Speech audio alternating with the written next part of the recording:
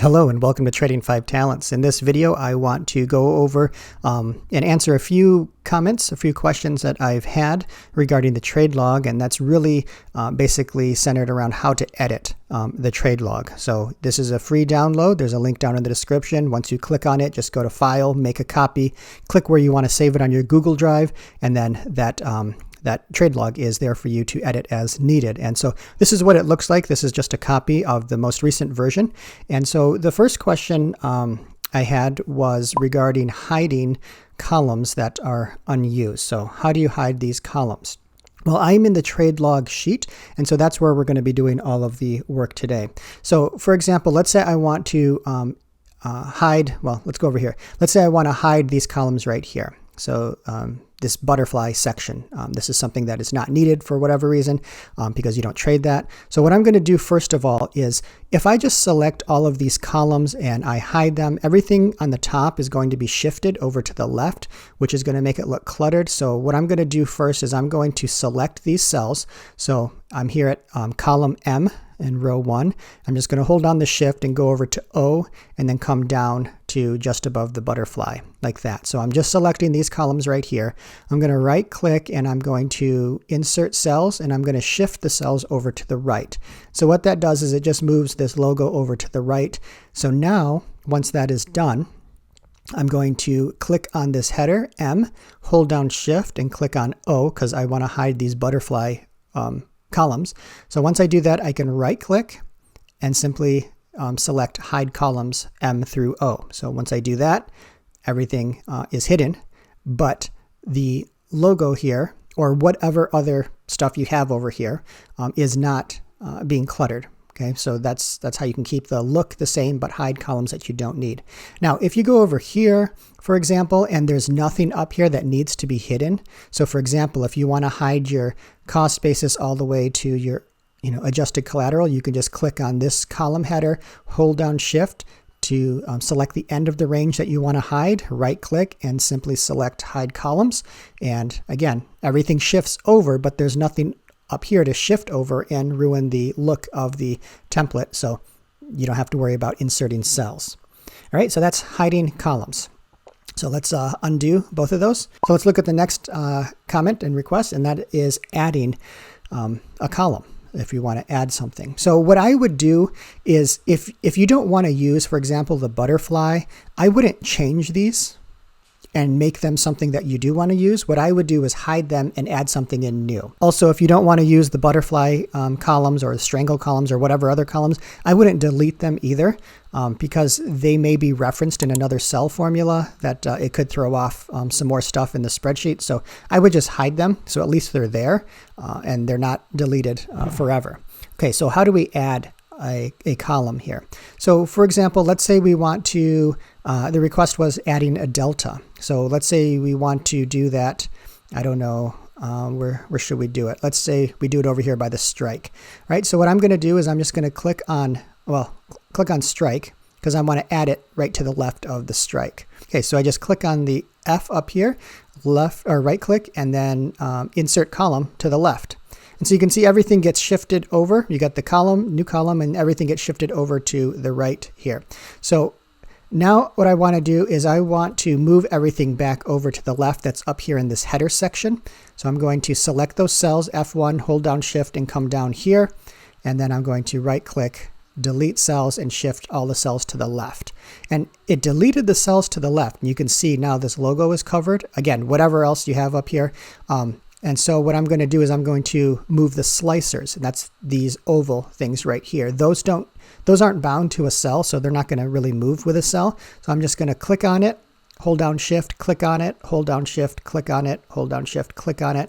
And I think, yeah, you can just move your arrow keys, use your arrow keys, and you can move them where you want. So everything gets cleaned back up. What is this one back here? Oh, that's a duplicate, sorry. So delete that. All right, so now you have your new column, and with your new column, we've inserted it, we've removed the extraneous cells, and we now can, and we adjusted our slicers, we can now add in whatever it is we want as the header. Let's say this is the delta. Okay, so you have delta here. Now, when we add in this number, and let's say it's 0.3 delta, but notice how it formats as a currency. So we're just going to click up here on F, and then we're going to go up here to the number format, and then we're just going to make it a number, and we can adjust the amount of decimals that we want. So if you just want to use a decimal format for your delta, then that's perfect. If you just want to use these integers, then you probably don't want the decimals, and so you can adjust that there. So it all depends on what you want to do. All right, so right now there's still this conditional formatting here. So if this is row F as well. So what we're going to do is we're just going to select a cell that's formatted, go up to Format, come down to Conditional Formatting. Yeah, so right here. So this one right here. So we're going to go down here, and we don't want to start in column F. We want it to start in column G. And then there's also something else that's being controlled here. And so right here, it's starting in column F. We don't want it in column F. We want it to start it in column G. So right there. So all the conditional formatting, all the conditional formatting is off of this column F. The number format is what we want, and then you have your new row to add in whatever metric you want to track. Okay, and the next request was, just an overall one. How do you edit the trade log? So we can hide columns, we can add columns, but I'm not sure if the question is more geared towards formulas. If it is, I'll show you how to do that. And we'll do that right here. How do we edit the formulas for this particular spreadsheet? So all of the formulas in the trade log are going to be in row 7. And as you can see, it goes from row 6 to row 8 because the rows are hidden. So you can select this one right here. You can just click on that and it's going to show row 7. Or you can click on 8, hold down Shift, click on 6. So you're selecting the hidden range, right click, and then unhide rows, and then scroll up and row 7 is right there. All right, so let's say we want to do something with this delta row. Okay, so let's say we want to use this, and this is just going to be an example. And let's say we want to make a formula that just adds one day to this open date. So I'm not sure why you'd use that, but this is just an example. So we just say equals this cell plus 1. You can see the format is off. So we're going to click on this F, we're going to go up to Format and then make it a date format. So you can see it's just one higher than that one right there. All right, now what a lot of people do is they just click on this drag feature, and it just fills in these columns right here, fills in these cells right here with that formula. And you can see every cell has a formula. But if we do that, down here, it's going to give some really weird dates here. But that's because this is blank in the open date. We don't want to do that because we don't want these weird dates and throwing something off. Or if there's an error, you would see all those errors down here. So what I did in this spreadsheet is I used array formulas, and that's what is contained in row number 7. So instead of having a formula in every single cell and more chance of maybe a cell not having the correct formula, I just control everything with an array formula. All right, so let's delete this. And we're going to make an array formula to do this date plus 1 in this column. So if you look over, let's say over here, you can start seeing the formulas up at the top. It says equals array formula parentheses and then some stuff in there. All right, so that's what we're going to do. So come over here and we're just going to say equals. We can type array formula right now if you want. There's also a different way, so I'm just going to click on array formula. And what we're going to do is we want the open date plus 1. However, if we click on enter, all right, so we just say the autofill. All right, so again, you can see these error or these really odd dates coming in down here. And you can see that you have a formula in every single one of these. And that's not what we want. So we still have that same issue. So what we're going to do is we're going to make this E7 E plus 1. And so we're going to take out these formulas and delete those formulas. All right, so now you have this. Okay, so what I'm doing here is I'm saying I want every column, every cell in this column, the column E starting at E7, and then add 1 to it. So whatever's over here in the E column, add 1 to it. In the next row, whatever's in the E column, add 1 to it, and so on. So you can see 1.4 is greater than 1.3, 1.10 is greater than 1.9, and so on, right? So, but notice in the formula bar that there aren't any formulas. They're just values. And that's what we want. That's why I'm using the array formula in this spreadsheet. All right, but we still have the issue of having these really weird dates. So what we're going to do to get rid of that is we're going to add an if statement. So if E is blank, then don't show anything. Otherwise, show E plus 1. So let's do that here. So I'm just going to, add this if, and then with the if statement, we have open parentheses, and we're going to say is blank, and then what is blank? Again, E7E. So that whole column, if E7E is blank, then we're going to just show nothing. So just open and close quotation marks. Otherwise, that's the comma, then we're going to do E7 plus 1. E7E plus 1. So I think, I don't know if I need one more close parentheses. And so now you have this. So anytime you have something in E, it's going to add 1. If there's nothing in E, it's going to add nothing. So it makes it look a lot cleaner. So if we add, 124 here, we would expect the next column to have 125, and it does. All right, so that's why I'm using array formulas, because it just writes values to these cells, and everything can be controlled by just one line. Therefore, if you wanted to make changes and you wanted to do it E plus 2, you only have to change one formula, and everything else transfers down the row or down the column. All right, so that's what is in row 7 if you want to edit anything there. Okay, so the next thing is if we want to add in a column and adjust it or edit it so that we can control that particular column like we do maybe with these slicers or like we do with a list right here. So let's start looking at adding lists to our spreadsheet here. So let's do this example. One request I had was, what about accounts? Can we do something with accounts? So let's do that here. So let's make this an account and track multiple accounts, at least on the trade log, not on the dashboard, but on the trade log. So this is going to be an account. These are names, so we don't want a date format. So we're just going to come up here and we're just going to say plain text. All right, so what accounts do we have? Let's just say we have a personal account, a Roth account. Let's just use those two, a personal and a Roth. So how do we add the list? Okay, so what we're going to do is we just click on data, then go up to data validation. And we want to add a rule. There are already some rules that are up here, so we're just going to add a rule.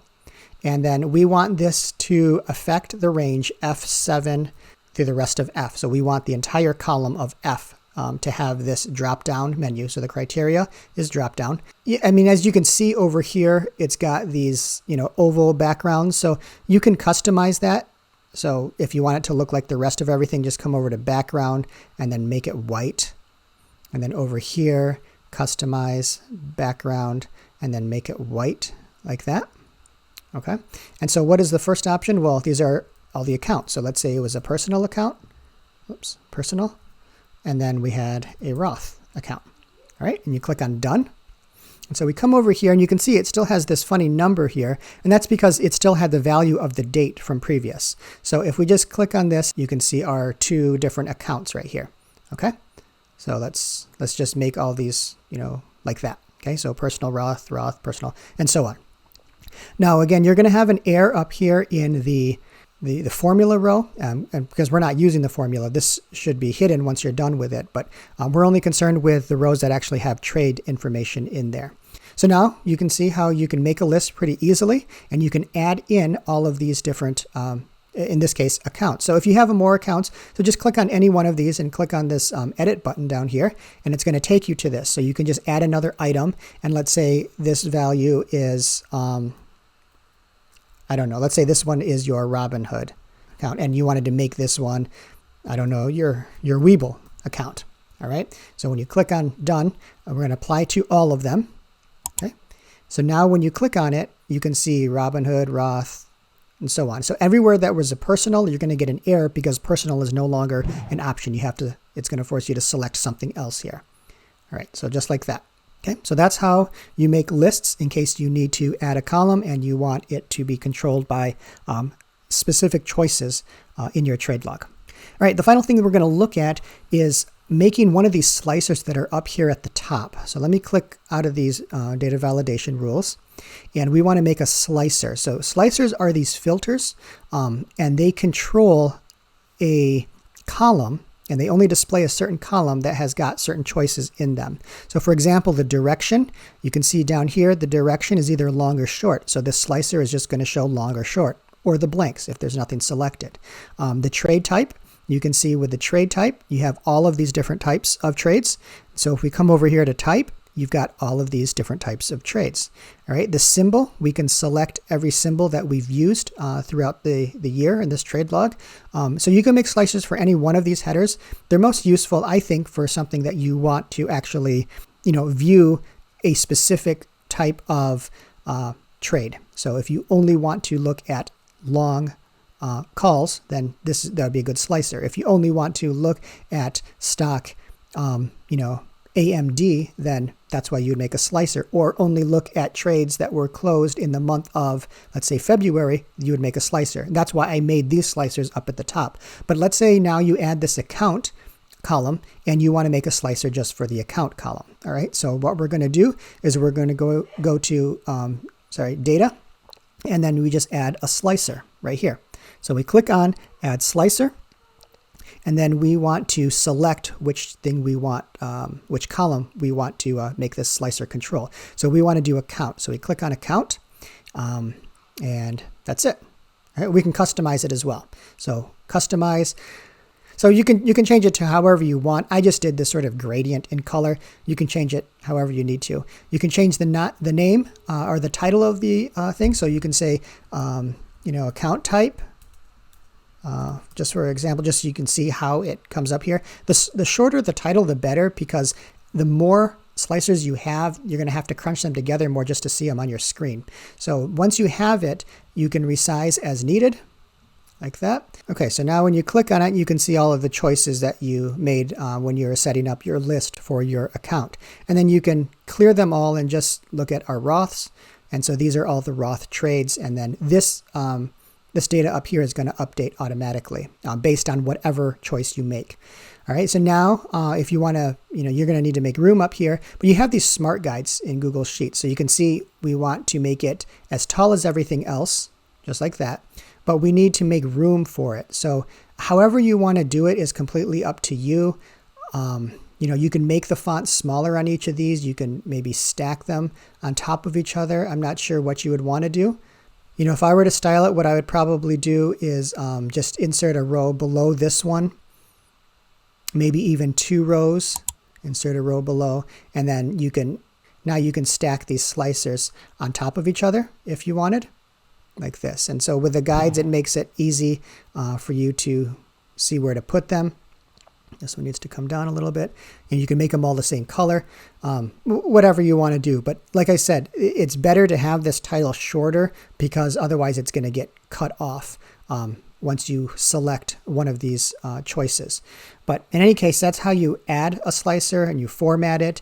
And again, the slicer you can add without adding a column. If you just want to look at strike values, you can add a slicer for that. I only put the ones up in the template just for the ones that I thought most people would use. But that's how you hide cell or columns. That's how you add columns, how you edit the formulas, how you create lists, and how you add and edit slicers. So if you have any more questions, then please go ahead and leave those down in the comment section below, and I'll try to answer them as soon as I can. Thank you for all the suggestions and for all the comments and for the feedback of this trade log. Again, if you'd like to download your free copy, it's down in the description. Just click on it, click on File, click on Make a Copy. If you'd like to support the channel and the progress that is being made on this free trade log, then there's a Patreon link too, if you'd like. But in any case, trade wisely and take care.